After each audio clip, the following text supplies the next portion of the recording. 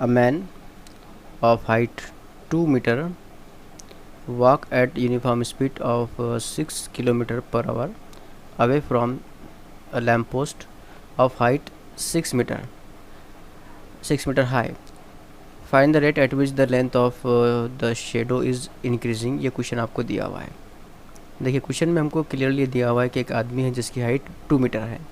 ठीक है, एक आदमी है जिसकी हाइट 2 मीटर है, क्वेश्चन में दिया हुआ है। और उसके बाद ये दिया हुआ है कि a man of height 2 metre walks at uniform speed of 6 kilometre per hour away from a lamp post of height 6 metre. तो एक लैम्प पोस्ट है जिसकी हाइट 6 मीटर है और ये आदमी जिसकी हाइट 2 मीटर है वो लैम्प पोस्ट से 6 किलोमीटर पर आवर की स्पीड से दूर जा रहा है, ये दिया हुआ है। और मालूम क्या करना है, we have to find rate at which the length of shadow is increasing. इस लैम्प पोस्ट की वजह से इस आदमी का जो शेडो बन रहा है, इस लैम्प पोस्ट की वजह से इस आदमी का शेडो बनेगा, जाहिर है। तो वो जो शेडो होगा वो कितनी स्पीड से इंक्रीज़ होगा ये हमको मालूम करना है। यहाँ पर आदमी लैम्प पोस्ट से दूर जा रहा है।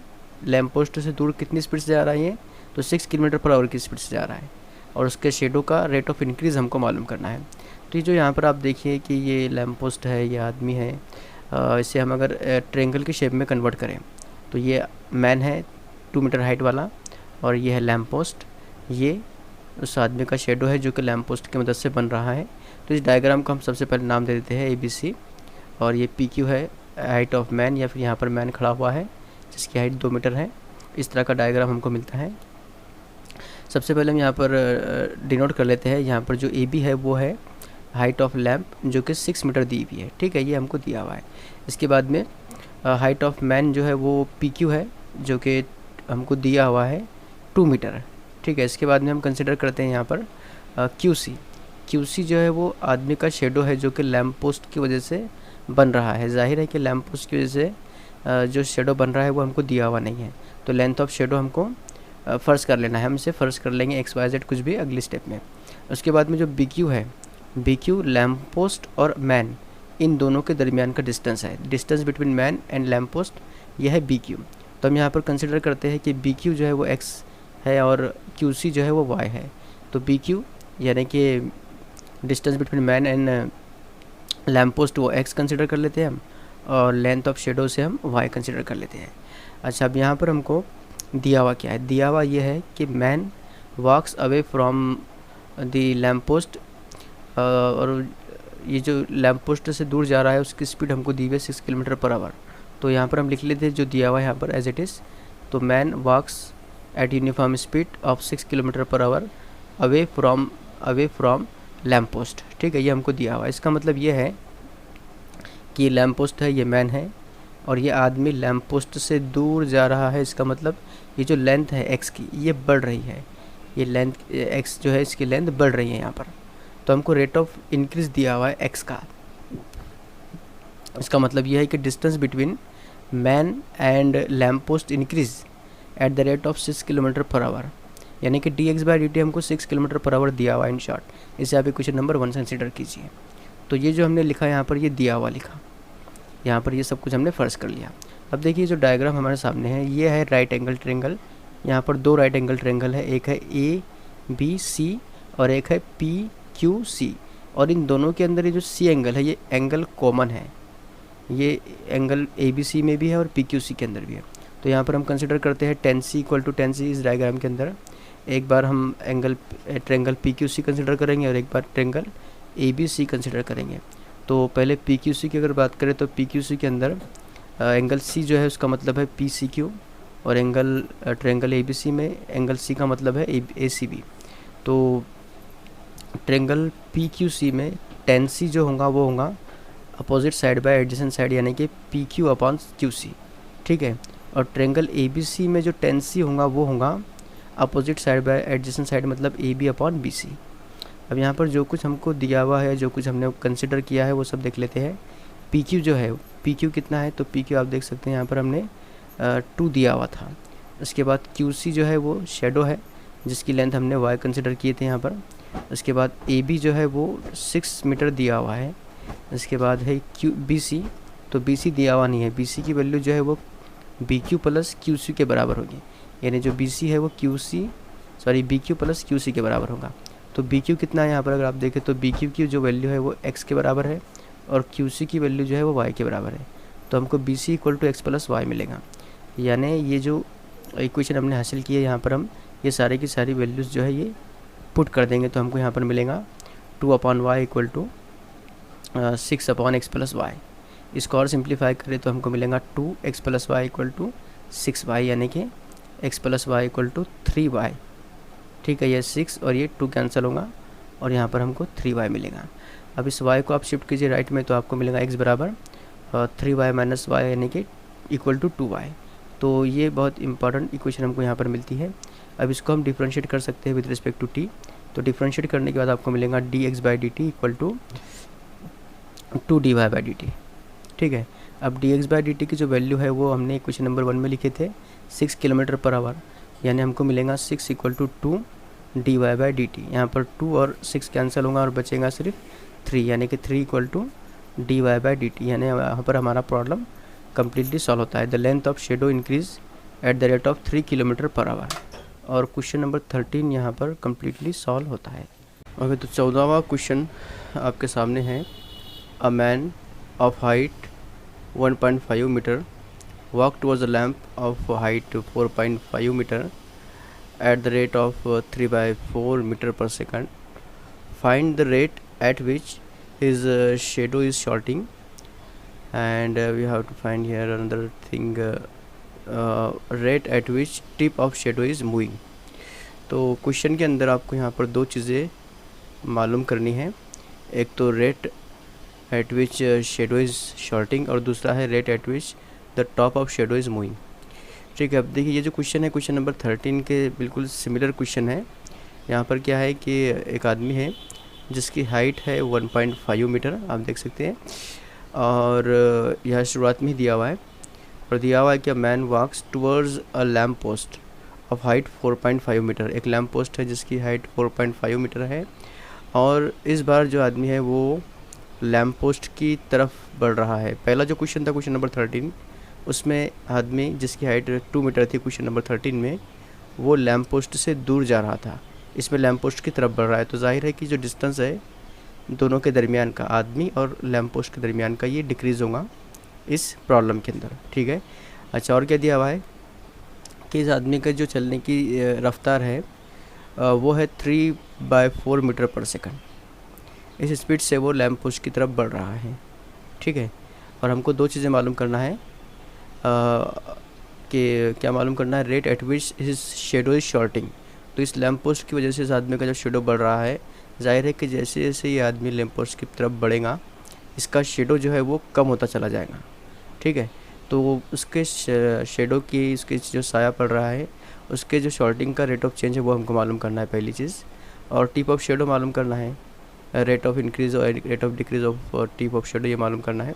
देखिए जो डायग्राम हमारे सामने तैयार है, इसे अगर हम ट्रायंगल के फॉर्म में बनाएं तो कुछ इस तरह से बनेगा। इसे हम नाम दे देते हैं ABC और दरमियान में जहाँ पर हाइट ऑफ मैन दी हुई है 1.5 मीटर उसे हम PQ नाम देते हैं। तो यहाँ पर ये जो AB हमने कंसिडर किया, ये AB है हाइट ऑफ लैम्प पोस्ट और ये 4.5 हमको दी हुई है। ठीक है, ये हमको 4.5 दी है। इसके बाद में हम देखें अगर तो यहाँ पर PQ जो है वो हाइट ऑफ मैन है, हाइट ऑफ मैन हमको 1.5 मीटर दी हुई है। इसके बाद में QC जो है वो शेडो ऑफ मैन है जो हमको फ़िलहाल मालूम नहीं है, और यहाँ पर जो BQ है ये distance between man and lamp post है यहाँ पर डायग्राम के अंदर। तो देखिए हम यहाँ पर कंसिडर कर लेते हैं distance between man and lamp post x है और distance between lamp and man x है, और जो शेडो की हाइट है लैम्प पोस्ट की वजह से जो बन रही है आदमी का शेडो, उसकी हाइट y है सपोज़। तो हम यहाँ पर QC की लेंथ y कंसिडर करते हैं और जो BQ है यानी कि distance between man and lamp post उसे हम x कंसिडर करते हैं। ठीक है, तो ये जो कुछ हमें दिया हुआ था उसके मुताबिक हमने एक डायग्राम ड्रा किया और डायग्राम की मदद से हमने यहाँ पर कुछ ज़रूरी इन्फॉर्मेशन को लिख दिया।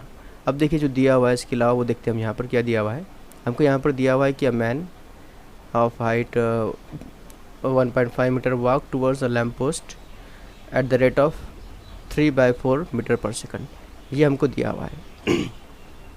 तो इसका मतलब ये है कि अगर आदमी लैम्प पोस्ट की तरफ बढ़ रहा है, इसका मतलब ये है कि distance between man and lamp post is decreasing, ठीक है। तो इसका मतलब हम यहाँ पर लिख सकते हैं कि distance between man and lamp post is decrease at the rate of 3/4 metre per second. ये और ये दोनों एक ही बात है। तो यहाँ पर distance between lamp and man, lamp post और मैन कितना है, हमने यहाँ पर जो कंसिडर किया था distance between man and lamp post, उसे हमने एक्स कंसिडर किया था, और ये डिक्रीज़ हो रहा है, तो इससे हम लिख सकते हैं dx/dt। चेंज हो रहा है ना, तो dx/dt क्या होगा, ये rate of change of x है, और यही हमको दिया हुआ है 3/4 मीटर पर सेकंड, ठीक है। इसे हम क्वेश्चन नंबर 1 कंसिडर करते हैं। इसके बाद अब डायग्राम को देखें आप, तो डायग्राम जो है वो आप देखें तो ये राइट एंगल ट्रायंगल है यहाँ पर, और 2 राइट एंगल ट्रायंगल है। यहाँ पर एक राइट एंगल जो है वो एंगल बी है, और दूसरा राइट एंगल अगर आप देखें तो वो है एंगल क्यू। तो अगर मैं यहाँ पर tan c कंसिडर करूँ दोनों साइड के अंदर, tan c is equal to tan c हम यहाँ पर क्लियरली लिख सकते हैं दोनों साइड के अंदर। अगर सेम एंगल के लिए हमने tan रेशियो अगर लिया है तो tan c equal to tan c लिखने में कोई हरकत नहीं है यहाँ पर। तो देखिए हमको क्या करना है यहाँ पर, एक बार जो tan c है हमें वो ट्रायंगल PQC में कंसिडर करना है। जैसे सपोज़ हम यहाँ पर जो राइट एंगल ट्रायंगल बना हुआ है हमारे पास में PQC, उसमें tan c कंसिडर करेंगे, और जो राइट साइड के अंदर है उसे के अंदर हम ट्रायंगल ABC के अंदर जो एंगल C है उसको कंसिडर करेंगे। तो जाहिर है कि यहाँ पे जो दोनों भी ट्रायंगल है वो दोनों भी ट्रायंगल राइट एंगल ट्रायंगल है। तो tan c क्या होगा यहाँ पर देखिए PQC के अंदर, देखिए आप, तो PQC के अंदर अपोजिट साइड है PQ और एडजेसेंट साइड है C की QC। तो tan c यहाँ पर PQ अपॉन QC बनेगा, ठीक है। यहाँ पर tan PCQ के अंदर PQ अपॉन QC। और अगर राइट साइड की बात करें यानी ट्रायंगल ABC के अंदर, तो tan c जो होगा ABC के अंदर, तो tan c होगा C एंगल जो है उसका अपोजिट साइड AB है और एडजेसेंट साइड BC है। यहाँ पर ये देखिए, यहाँ पर ये अपोजिट साइड है AB और जो BC है वो एडजेसेंट साइड है। तो opposite side by adjacent side मतलब AB अपॉन BC, ये tan c की वैल्यू होंगी ट्रायंगल ABC के अंदर।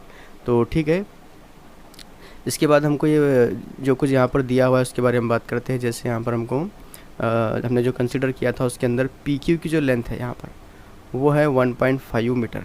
तो हम यहाँ पर लिख लेते हैं क्योंकि यहाँ पर हमें उसकी ज़रूरत पड़ने वाली है।